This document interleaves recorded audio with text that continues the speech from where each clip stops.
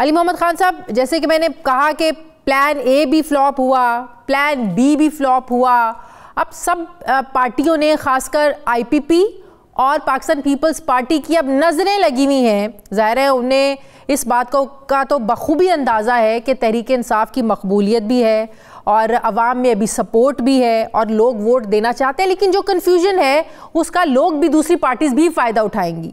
अगर तहरीक इंसाफ के जो आज़ाद हैसियत में लड़ने वाले उम्मीदवार हैं वो जीत जाते हैं तो कैसे आप लोग इन उम्मीदवारों को रोक सकेंगे, रोक पाएंगे? क्योंकि हमारी इलेक्शन की हिस्ट्री ये बताती है, हमारी सियासी तारीख ये बताती है कि आज़ाद हैसियत में जीतने वाला हमेशा उस पार्टी में शामिल होता है जो हुकूमत बनाने जा रही होती है। जी, पाकिस्तान की तारीख में ऐसी मिसालें हैं कि जमातों के साथ इस तरह के मसाइल आते रहे हैं। माजी में अवामी नेशनल पार्टी, जिसको नैप कहते थे, उस पर पाबंदी लगी, फिर उसको अपने नेम चेंज करके नैप से एएनपी बनना पड़ा। पीपल्स पार्टी से उनका इंतखाबी निशान छीना गया, भुट्टो साहब का जो तलवार थी, और फिर बीबी साहिबा जो है उनको तीर पे निशान इलेक्शन लड़ना पड़ा।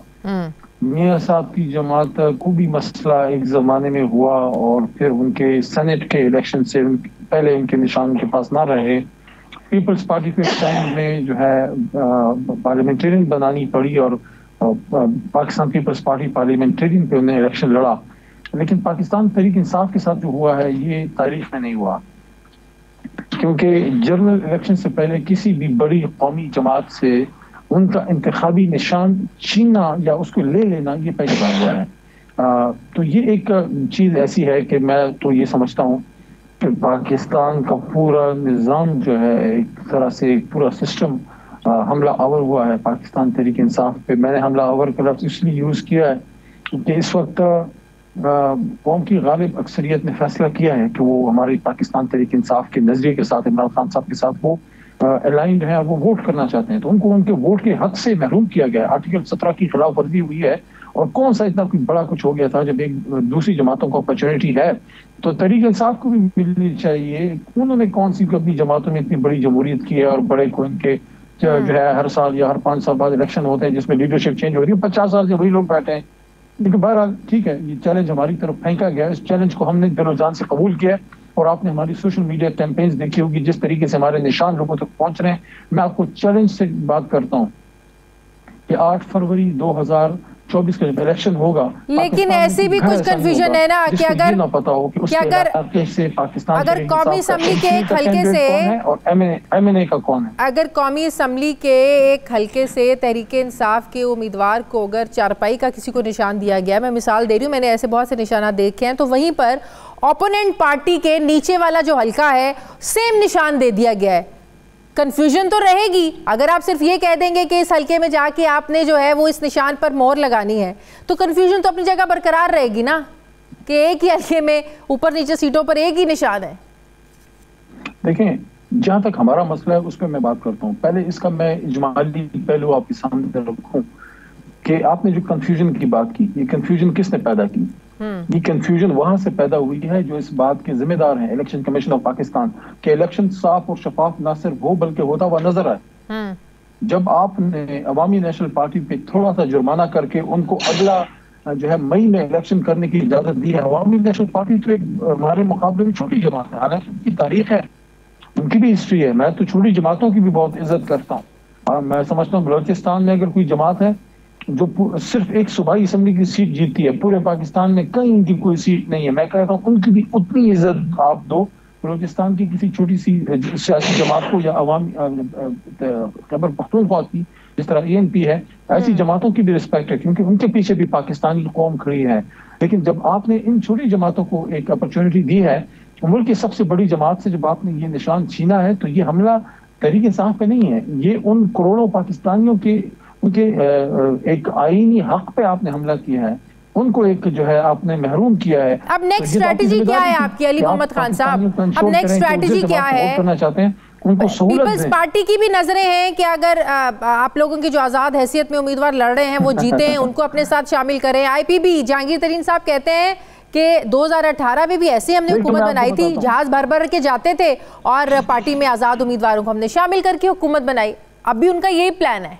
देखिए उन लोगों की, मुझे देखिए मेरी बात सुने, देखिए देखिए, मेरे से आपने बात करनी है ना, तो मेरे से उन जहाज़ों वालों की बातें ना करें जिनके जहाज़ हमेशा किराए पे तैयार होते हैं। किराएदार उनको चाहिए होता है जो किराए पे मेरे उनका जहाज़ और सियासत जो है वो किराए पर रोकता है। मेरे से बात करनी है, मैं नवाज शरीफ की करें, जरदारी साहब की करें, जिनकी चलो बड़ी जमातें हैं, हमारा सियासी इख्तिलाफ अपनी जगह, लेकिन वो उनकी बड़ी जमातें और हमारी भी बड़ी जमात है, तो मुकाबला हमारा उनके साथ है। ये तो जनाब मिर्च मसाला पार्टियां हैं जो जिधर उनको हवा लगी तो उधर जाके बैठ गए। आपका ये क्या नजरिया है कि जिस तरफ आप थोड़ा सा मुश्किल आई तो आपने अपनी जमात और नजरिए सारे छोड़ के तो दूसरी तरफ भाग गए, इख्तिदार के सिंहासन की तरफ दौड़े दौड़े जाते हैं। आप सूरजमुखी हैं, आप इख्तिदार के सूरजमुखी हैं, जो हर दौर में इस तरह के लिए अलमिया है पाकिस्तान की सियासत का कि ये जो सियासी बाजार में इस तरह के लोग मिलते हैं, इन्होंने सियासत को गंदा किया है, वरना सियासत इबादत थी। चले उनकी बात नहीं करते, पीपल्स पार्टी की कर ले। बिलावल भुट्टो को बड़ी उम्मीद है कि आजाद हैसियत में जो लोग जीतेंगे, आजाद जीतने वालों को अपने साथ मिला के वो हुकूमत बनाएंगे। चले आईपीपी की अगर नजरें, आप उनकी बात नहीं करना चाहते, पीपल्स पार्टी की भी नजरें हैं आप लोगों के उम्मीदवारों पे। मैं देखिए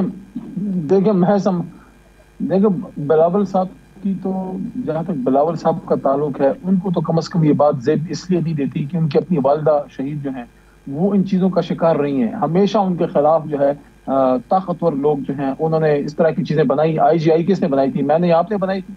ये किसने बनाई थी? उनको इतने पैसे जो फंड हुए सारा सुप्रीम कोर्ट के रिकॉर्ड में मौजूद नहीं है।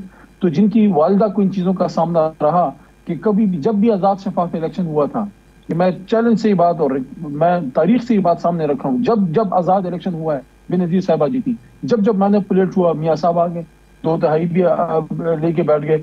तो मैं ही समझता हूँ उनको, तो मैं समझता हूँ ज़ेब नहीं देता, लेकिन इखलाकियात का तो उन्होंने जनाजा निकाल दिया ना पाकिस्तान की सियासत से। हम अपनी बात करते हैं।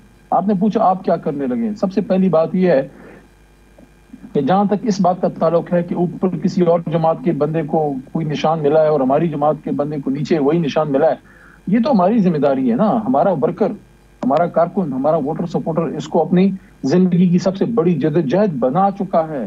वो अब इमरान खान की सियासी जंग नहीं है, ये हमारे पाकिस्तान की कौम की और अवाम की। उन्होंने तो इसको अब चैलेंज दे लिया है। वो कहते हैं कि हमने कोई ऐसा घर नहीं होगा जिसको ये नहीं पता होगा कि मेरे हल्के का सूबाई कैंडिडेट PTI का कौन है।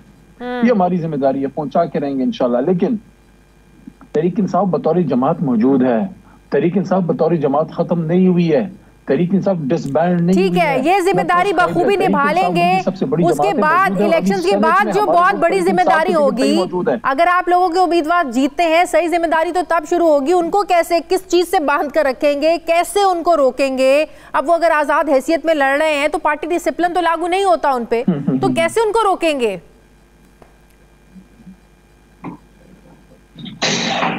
जो लोग हमारे पास होंगे उनको इंशाल्लाह वो पाकिस्तान तहरीक इंसाफ में जाएंगे। तहरीक इंसाफ बतौर जमात मौजूद है। पाकिस्तान के अपर हाउस में इस वक्त भी तहरीक इंसाफ के मेंबर्स मौजूद हैं। पार्टी हमारी खत्म नहीं हुई, सिर्फ निशान लिया गया है। हमें इंशाल्लाह आज भी कोर कमेटी में ये फैसला हुआ है, पिछली में भी इसका इंदिया दिया गया था। हम इंटर पार्टी इलेक्शन की तरफ जा रहे हैं। इंशाल्लाह हम अपना निशान वापस लेंगे और पाकिस्तान तहरीक इंसाफ में ही ये लोग जाएंगे, क्योंकि इस पे डिवाइडेड ओपिनियन है। ज्यूरिस्ट जो है वो इस पे डिवाइडेड ओपिनियन दे रहे हैं। कोई ये नहीं कह रहा कि तहरीक इंसाफ खत्म है, कि तहरीक इंसाफ में जा नहीं सकते। इंशाल्लाह पार्टी में अपने ये रहेंगे और वहां जाएंगे। और हम ऐसे लोगों को टिकट दे ही नहीं रहे जिनका ईमान जो है वो बिके। और जो कोई ऐसा खुदा ना खास्ता करने का सोचेगा वो फिर ये भी देख ले उसने फिर वापस हल्कों में भी जाना है।